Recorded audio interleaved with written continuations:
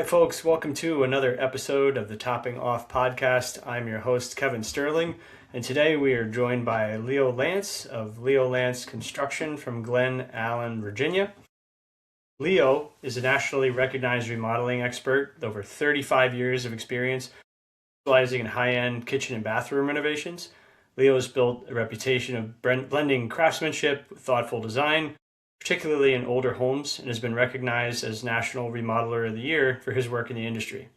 He's also known for taking a highly hands-on design build approach using detailed planning and 3D modeling to help clients visualize their spaces before construction even begins. Leo, we're really glad to have you on. Welcome to the show. I appreciate the invite, Kevin. It's a pleasure to be here with you today and look forward to our conversation. Awesome. Now, you've built your business largely around kitchen and bathroom remodeling. Is that right? That is our primary focus right now, a design, build, remodel approach. I started out growing up doing all the trades. I'm kind of unique in that I know how all the trades work, and that's how I've been able to maintain a high level of quality and expectations from my staff and subcontractors, because I've been there, I've done everything. My father was a brick contractor growing up, so I've built the house from digging the footings all the way up to nailing the last shingle on the roof. So I'm a little bit unique in that aspect of things. But we've grown to, there's just not enough hours in the day for me to do everything. So we've got a great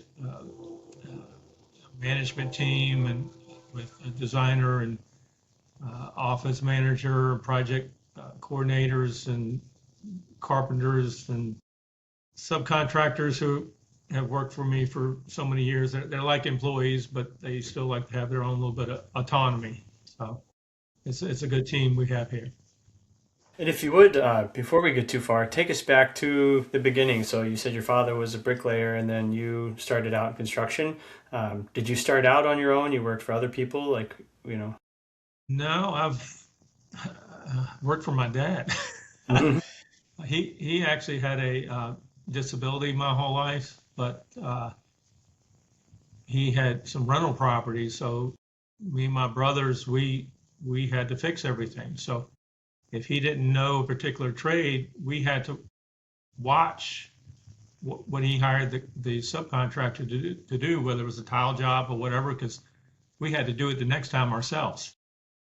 So we had neighbors who taught us all the plumbing fittings. They worked at Plumbing Supply House. Another neighbor worked at the local Pleasance Hardware, which was where we learned all about all the different carpentry tools, and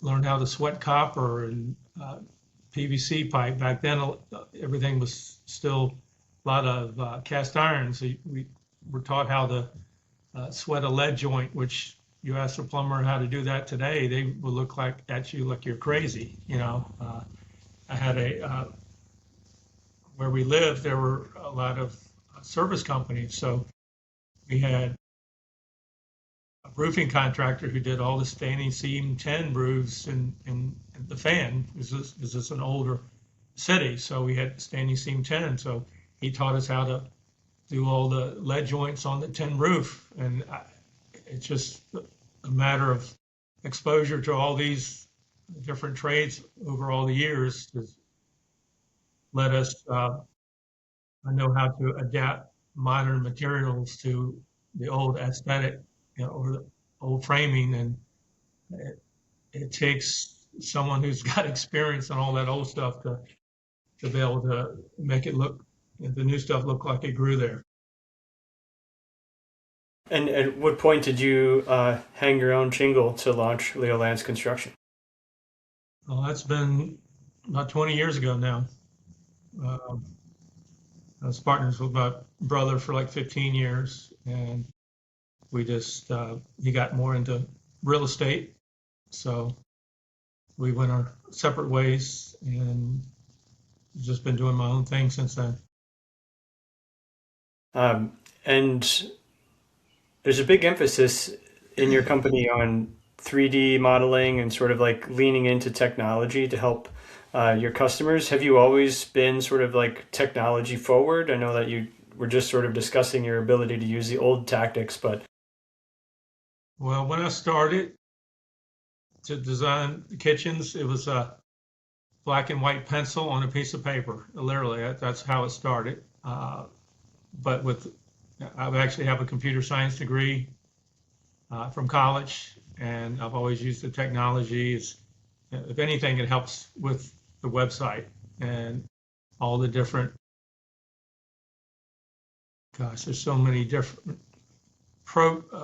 programming languages, and it's really a full-time job just keeping on top of the technology because it's evolving so quickly, and Google keeps moving the target on you. So you got to stay on that. So I'm blessed that I have enough knowledge at this point to be dangerous, but I have some idea of what's going on and how things work. So that's been very helpful. But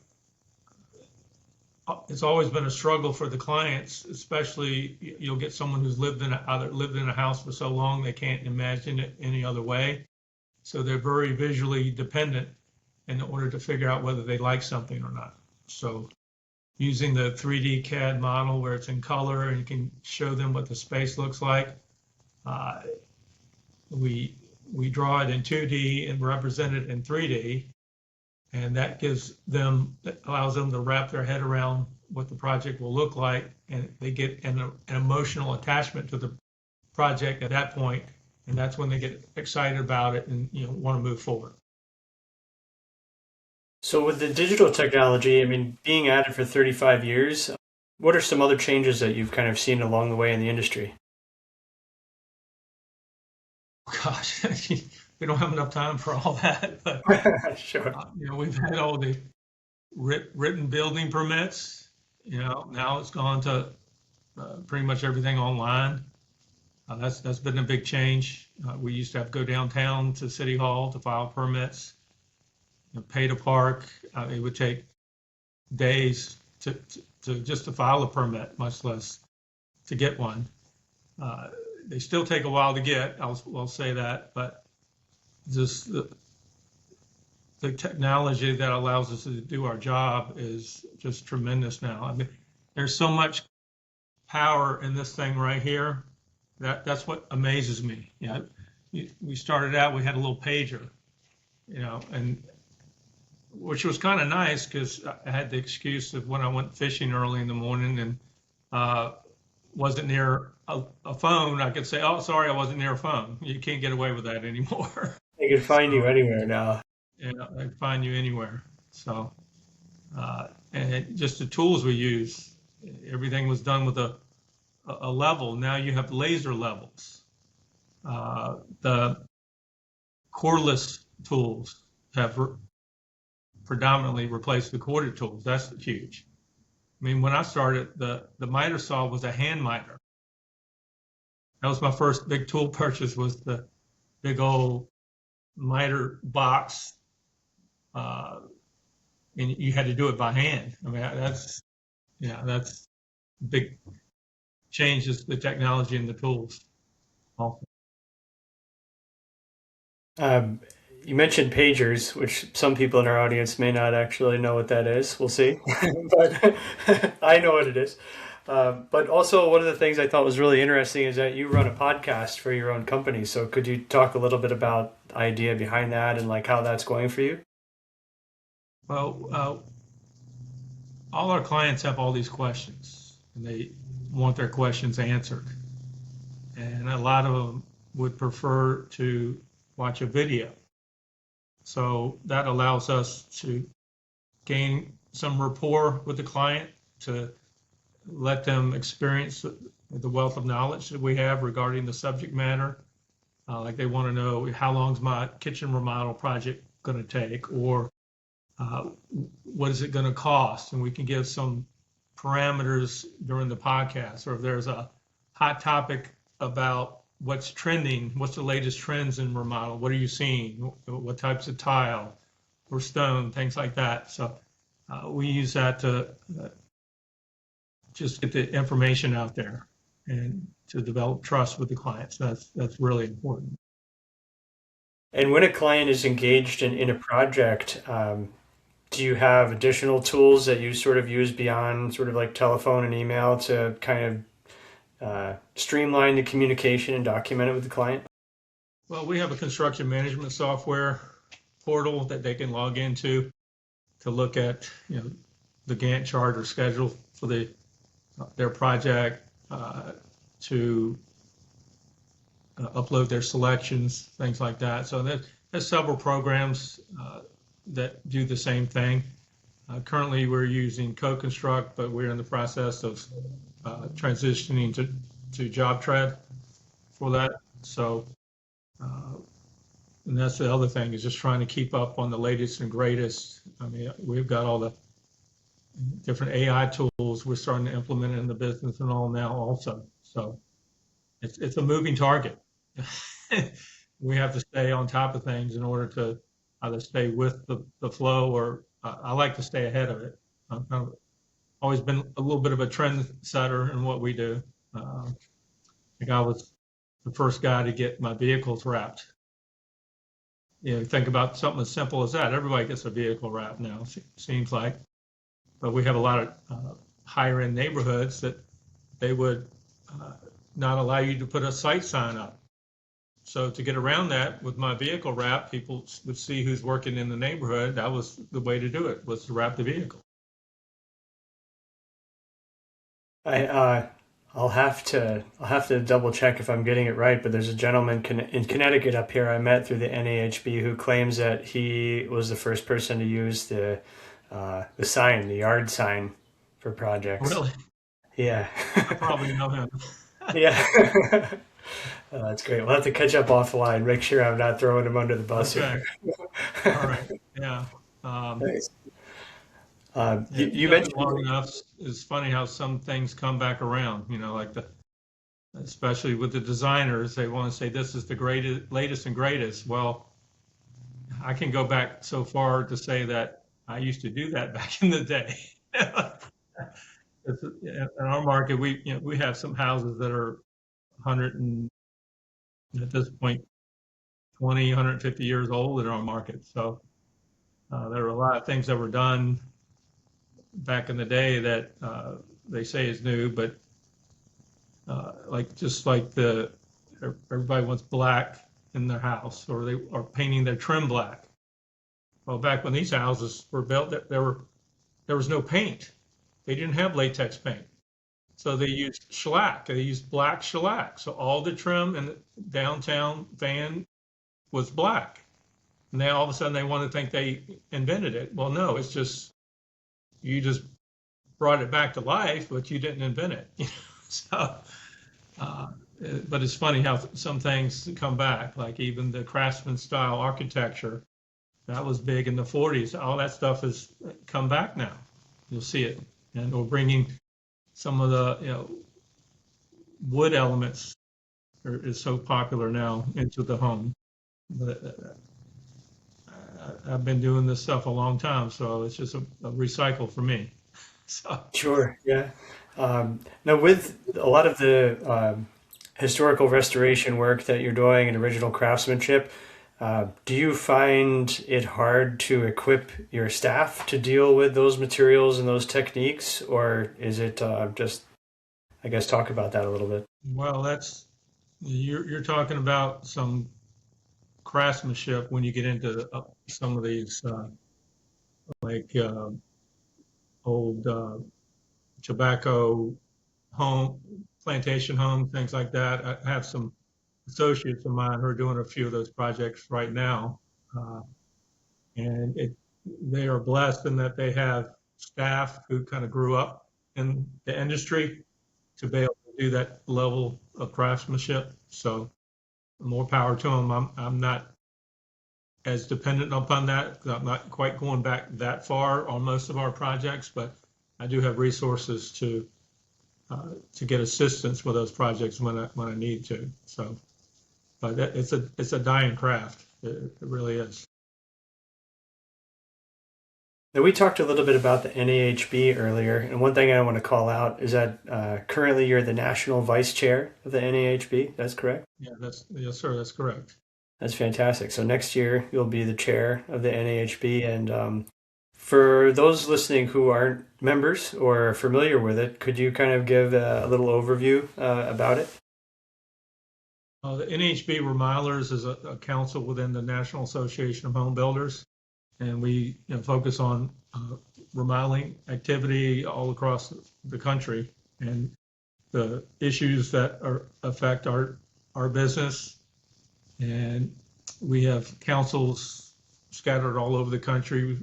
They are usually sub-councils on each local, whether it's in Richmond or where you're from upstate New York. And not every council has a remodelers council. We have at-large members as well. So if you don't have a local, you can still join, but you do have to be an NHB member to join. There has been a significant shift amongst the NHB, National Association of Home Builders membership. Everyone thought about it as just being builders. Well, about 57% of builders are now reporting that they are doing remodeling activity. Now that is because of the surge in the demand for that. There's also the lack of available lots. So a lot of custom builders are having to do remodeling because to keep the crews working. So that's been a big change here in the last several years, is builders actually doing remodeling work. And there's a lot more membership, trades membership within NHB also. So you've kind of got the builders, remodelers, and the trades, who are the contracting profession. So we got a demographic change going on within the association now.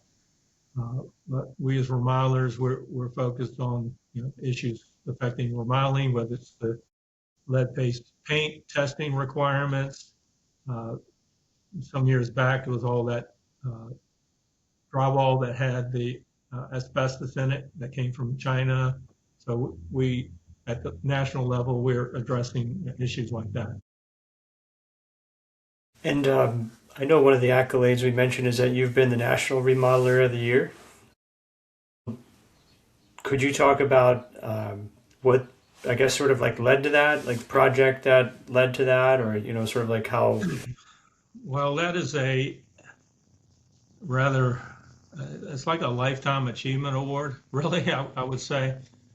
They look at your, how long you've been in the profession.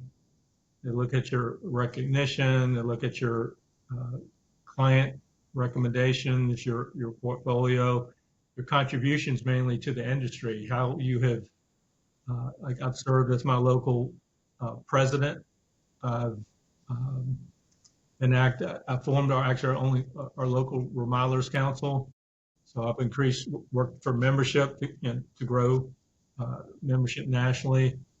They look at your participation level throughout the federation for over the years. So it just so happened that year I was selected as from entrants all across the country. So it's truly a blessing for me and an honor to be the recipient of that, and kind of just a validation of what I've worked for and done, and over my years of being in this profession. So it was probably the highest honor you can receive in our industry, as far as I'm concerned. Congratulations again. And I know, as a business owner, there's not really somebody higher up on the totem pole recognizing you for your work. So to have the industry do it, hats off to you, certainly. No, thank you. Appreciate it. And you're also involved in NARI as well, the National Association Remodeling Institute. Well, National Association of Remodeling Industry. We're a member. We were actually the second company to ever get designated as a NARI accredited remodeling company. the first person wrote the test, so I don't really count him. So I will say we're the first one to take it cold turkey. But that was an industry certification that, I mean, it took me 3 months just to complete all the requirements for that. It's a very thorough vetting of all your processes within your company. Your It looks at absolutely everything. Your MSDS safety manuals, safety programs. It looks at your continuing education for not only you, but also your staff, all your Google reviews, your accounting practices, it just goes on and on. So, but that's only, I think, like 11 companies in the country that were able to achieve that in designation. So I'm a big proponent of education. So that was, our primary reason for being a member. So I've got Universal Design Certified Professionals on staff, as well as Certified Kitchen and Bathroom Remodelers. So it's mainly for the continuing education for myself and our company. It's fantastic. I'm seeing the same narrative. You're technologically forward, education forward, participation forward. All those things certainly add up. In your region of sort of the greater Richmond area, how do you find that those things set you apart from other remodelers? Do you feel like there's other things kind of on the horizon that you're, wanting to do to make sure that you keep your edge? Well, NHB just came out with a new certified remodeling professional certification designation that actually just posted that today. Passed the written test, and as well as submitted all the background information and supplemental that they wanted. So we actually got that up on posted on all our social media today just for that, because May is National Remodeling Month. So I thought it was appropriate that, that should be the first thing we posted this month. So that was pretty cool. Yeah, no, that's awesome. And in your local area, is there a particular type of client that you look for? A particular type of project? Like, what's your ideal target? Well, we have a lot of empty nesters. The kids are gone.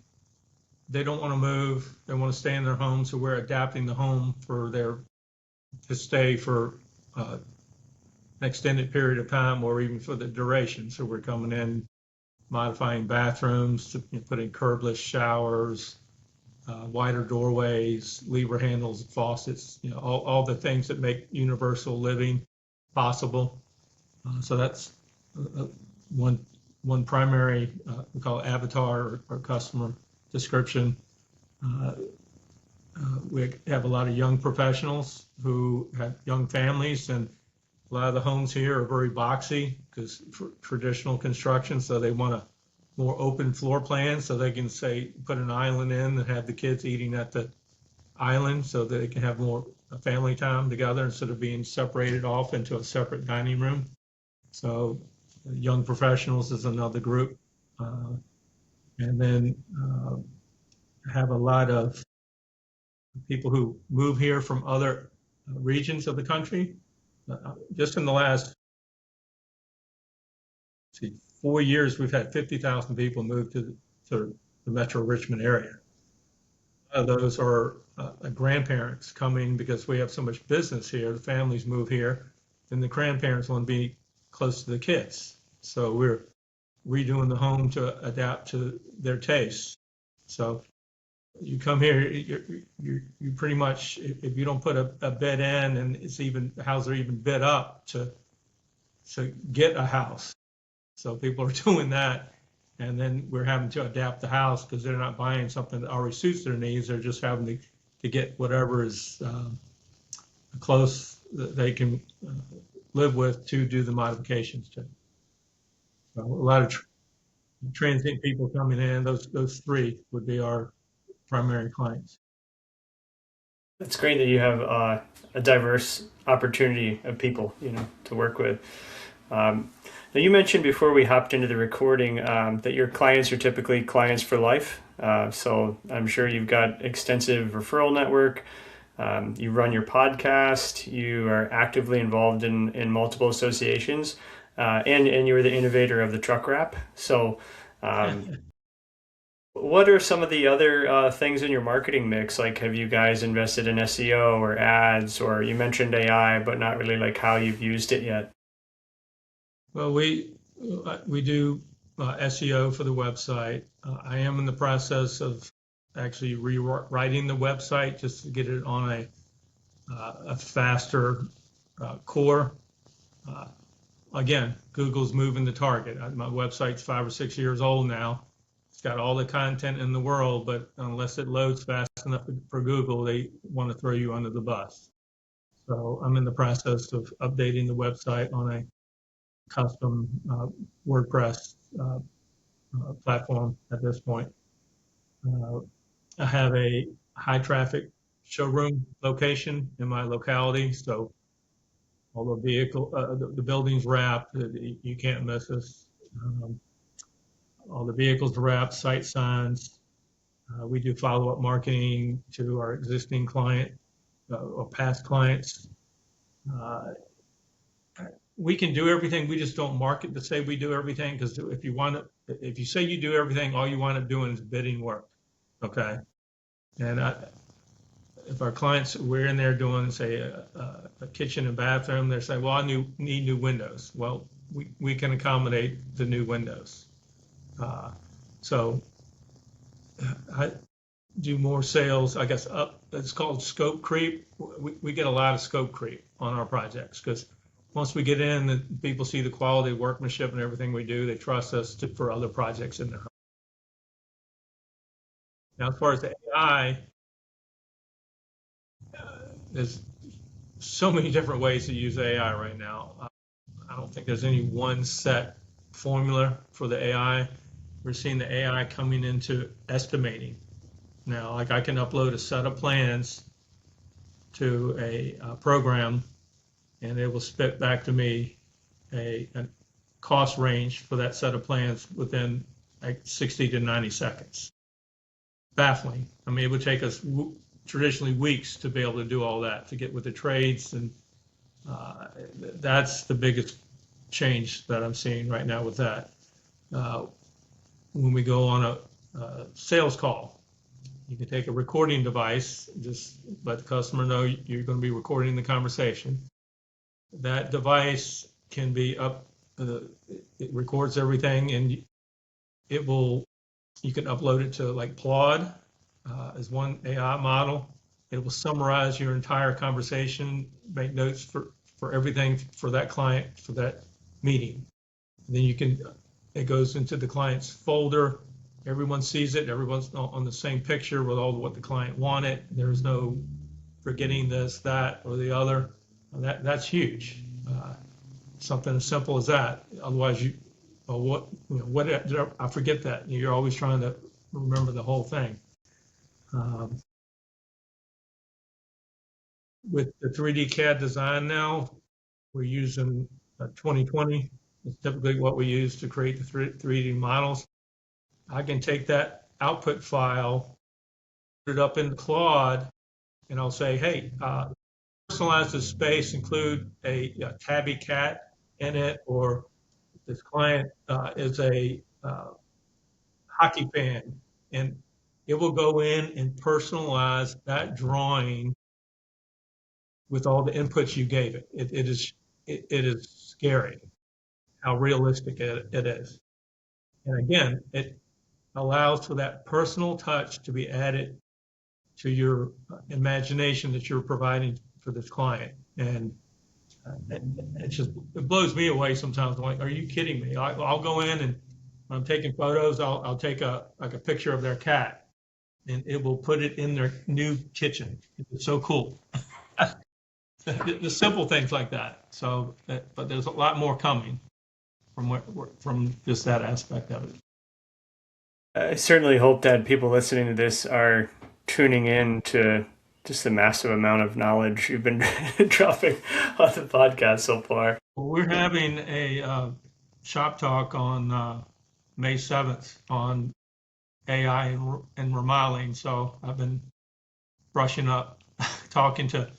I'm a member of a Builder 20 group, and we have members from all over the country. So I glean a lot of information from different people, how they're using things. So that's been extremely helpful, for me and my business as well. So. Is there a particular, of all the activity that you have going on, is there a particular channel that you find to be most effective for growing your business in your area? It's really just a balanced approach. There is no one set. Now, I will say Google is still, the monster in the room as far as new people, but I am seeing AI search starting to capture some of that market share. So people are talking to ChatGPT from their phones, asking who's the best remodeler in my area. So we're starting to see some of that. It's not a huge number yet, but it's growing.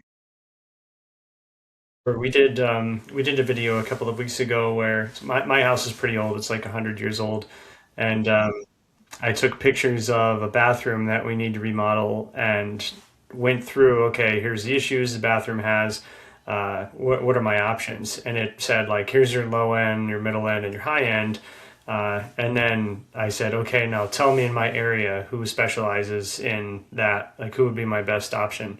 And it gave me, a list of like 6 providers, and also price anchoring. And I haven't cross-referenced it to find out if it's accurate price referencing, but, to think about ChatGPT is giving people a predetermined idea, ballpark of like what it should cost. So Google is now requiring that you have some price parameters on your website sure, for your services. So yeah. that's part of it. And the more information all the AI models gather, now we'll say for you to get ranking with those AI models, you're not going to get the ranking on the free account. You're going to have to pay for a pro account or something in order for them to give your information, I guess, the priority or whatever you want to call it. I don't want to get myself in trouble, but everybody I talk to who is ranking, they are paying for something. Okay. Sure. Now, with a 35-year history, what would you say have been some of your most notable challenges in operating and growing your business over that time?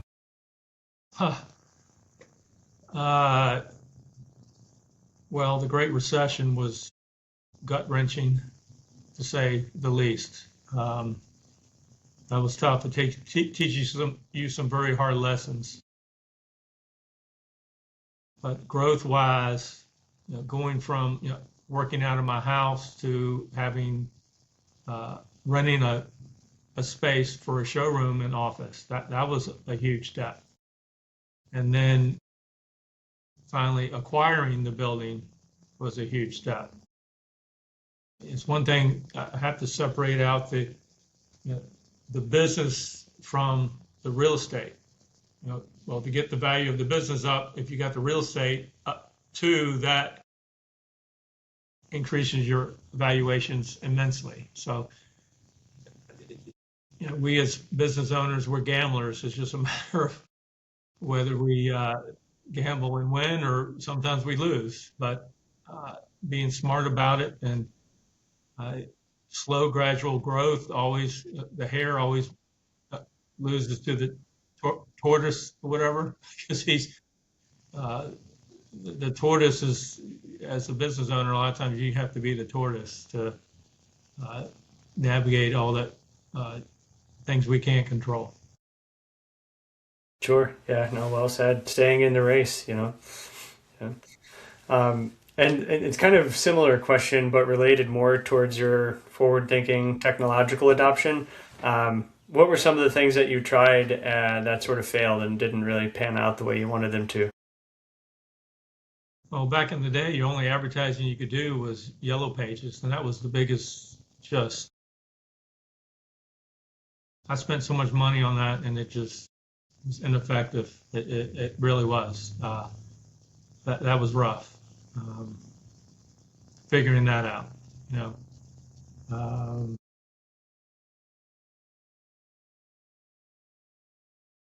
just knowing which, probably the best thing I did was join the Home Building Association of, of Richmond during towards the latter part of the Great Recession. So I looked around, and I mean, things just didn't slow down in Richmond. They stopped, but there were companies who were still working. And I'm like, what is going on? How do these guys still have work? Well, I've figured out that to be my best, I needed to learn from the best. And all these guys were members of the Home Building Association. So the networking and peer support you get from an association like that is invaluable. But people don't really think about it that way. But if it wasn't for our Home Building Association during COVID, uh, our whole state would have been shut down. They're the ones who kept us working. And those years of COVID were our most successful years, just because everybody was living in their homes again and wanted to renovate. It just, the floodgates were open. It was about 6 weeks of just everything dead, and all of a sudden the floodgates just burst open. And we could have been like Pennsylvania, or Minnesota, where they just shut down. But that's the NHB and state and local home building association working for us in our industry. And a lot of little guys who don't join, they don't realize the value in that. Tell me if I'm getting this correct. There's a rumor that you have the nickname of being the House Whisperer. I've been called many things, but I kind of I look at the house as a system. You have many different components, and I had one client who I went up to the house, and they had a third floor, and they could never get it cool enough. And I came up to the front of the house, and the roof looked like it was actually bleeding. The asphalt, the tar under the shingles was running down like an ice cream cone. It was just running down the roof. I'm like, this is crazy. Oh, and they had 4 different AC companies come in and told them that they just needed a bigger unit, bigger. You know, their solution was to put more air. Well, I went in the knee wall. It was a winter day up in the attic, and it was about 30 degrees outside. I went in the knee wall, and it was 85 degrees in the knee wall, which was crazy for a day where it was that cold. But the sun was out. So what was happening, it turns out that the previous owner had finished the third floor themselves. And what they did is they actually shoved the insulation all the way up to the roof deck. Well, that didn't allow the roof to breathe. And it melted the roof. It was crazy how hot it got. And can you imagine on a warm 100-degree day in the direct sun, how hot that roof got? You would have to take a propane torch to that tar to make it run like that. That's how hot the roof got. By looking at the house as a system, you can figure out what's actually going on and what's wrong. But yeah, I got a few names: Diver, House Whisperer, because I've done all the trades, so I know how they interlace with each other, how it can affect. So Sure. And that moniker is kind of testament to you're also sort of notorious for keeping your company the size that you want it, and where a lot of people maybe focus on sort of stepping back and becoming more office oriented and managerial, you're still very hands on in the company. I mean, you've already said you're still coding the website. well, I'm trying to step back. It's hard when you've been doing that for so long, because I enjoy it. Uh, but at this point, we're at the stage where I don't have that luxury as much anymore. more, and I still do the sales, and I make site visits, but I've trained the crews. I don't need to be in the day to day, like I was. I've got excellent subcontractors I've vetted over the years that meet my standards. And so I've got a good team now, and that's working, and I got to stay in my lane at this point. So, and the older I get, I just don't, not as young as I used to be either. So. Sure. Yeah. Let's see, is there anything? So you mentioned sort of the three demographics that are happening in Richmond. Are there any sort of like new trends that you're seeing that people are asking for that maybe sort of like new to the scene? Uh, well, the designers are always coming up with new twists. I was at the International Builder Show in Orlando a few months ago, and uh, reeded anything is big right now, like especially wall panels with the like bamboo shaped ribs in the wall panels. We just actually did a bathroom where we used ribbed or reeded wall tile. And it has a different look to it. It's gorgeous. I'm really surprised at it, but that's something new that we're seeing. I didn't mean to cut you off there. Did you finish that thought? Yeah, I'm finished. I'm saying that's kind of the latest design trend that we're seeing. You see it in cabinet doors on kitchen cabinets Yeah. also. So Nice. Yeah, I think I was just in a kitchen and bath showroom the other day and I saw that and I thought that was pretty neat looking. So nice, change it up a little bit. Um, Now you obviously we've said before is like so many nuggets of wisdom, so many really just like tactics and wonderful things for people to try out. For people that are looking to become remodelers, people that are new to. I'm sorry. That's Oh, the read it tile. okay, yeah, I see. Yeah, there you go. The It gives fluting a kind of came through there. different depth, like a fluting to it. Hmm. Nice. It's pretty neat. Yeah, So you still have the character of the marble look, but it adds another dimension of depth to yeah. the space. Sorry, didn't mean to cut you off. I just found the pick. No, that's okay. Um, I was just saying, so for people that are new getting into it, I mean, you mentioned how joining NAHB in the recession was pivotal. Is there, I guess, and you sort of mentioned just staying in the game and taking it slow. If somebody's new or getting into this, like, what advice would you give them? Really need to learn from the people who have been in this for so long, or who the people in our association are the ones who they're the givers, so they're willing to help you. And I wish I'd known about it or years before. It probably would have saved me a whole lot of grief too. But the networking that you can do, not just the business, but the friendships you can develop are just invaluable. I got people all across this country I can call. I never thought I was just local. I can call somebody in Washington State that I know, see what their problems are, how they're handling certain projects or issues. That's the advantage of belonging to an organization like that, NHB.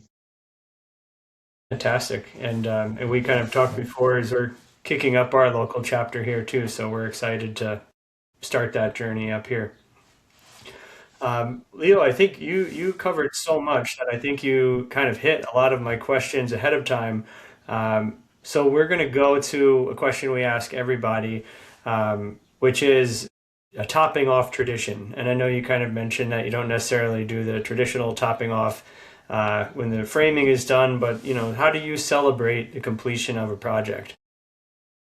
Well, we'll close it out with the client, whether we present a gift or something. A lot of times I'll do a custom, if it's a kitchen, I'll do a custom wood, a cutting board for the client, or something with a personal touch, not just something you go get it off the shelf. I mean, I sat out here one Christmas out front, and I made so many. I just had slabs and slabs of butcher block maple. I was out there just making uh, cutting block after cutting block, and people were actually coming up wanting to buy them from me. It was crazy, but they all had our personal touch on them. And it's not something that you would buy at the store because they're nice and thick, about the inch and a half or so thick. And I have people who still have those things today. They hold on to them. So anything you can personalize is great. So having that personal touch, and it kind of tops off the relationship we've had with the client throughout the process, and the trust we've developed. And I tell them, look, call me for anything. Even if we can't help you directly, I know who can help you. And I always refer the people who are fellow members of our NHB, because they have their own commitment to our industry and professionalism. And one thing I will tell you, if you refer someone who does a bad job, you ask them who did it, they will say some guy. All right. But they may not remember the guy who did it, but they are going to remember who referred them. You don't want that person to be you. Okay. Yeah, absolutely. Good nugget there to end things with. Leo, thank you so much. Congratulations on really just an illustrious career as a remodeler. So, where can people find you if they want to keep in touch, not only with your role in the NAHB, but just with your company, and if they want to get in touch about some of the amazing things you said today? Well, our website's always a great source. leolantz.com. That's LeoLantz.com. It has all our contact information. We're all over social media with Facebook and Instagram, Leo Lantz Construction on both those portals. And the website's got a lot of great information. We've got like a good before and after gallery, sliders you can go through. It's just a great resource for your own project. I've been doing this so long. It's funny. I have a half sister out in Tennessee, and she wished I could come out there and do her bathroom remodel, but she was searching the internet and pulled up this picture of this tub. I love this project. It just so happened to be one of mine. So it's crazy how that works sometimes, but people shop 24/7, and so having a good contact set up on your website is very important these days. And it's crazy. Just the information you put out there, you never know when someone's looking. You really don't. But they're looking all over the country at you. Okay. I just read something today. You don't know who your biggest fan is, but your biggest hater is probably someone you know. you know. There's some wisdom in that. Sure. They say keep your friends closer and your enemies closer. Friends close, enemies closer. Yeah, there you go. Something along those lines, right? You're right. So, Leo, thank you again.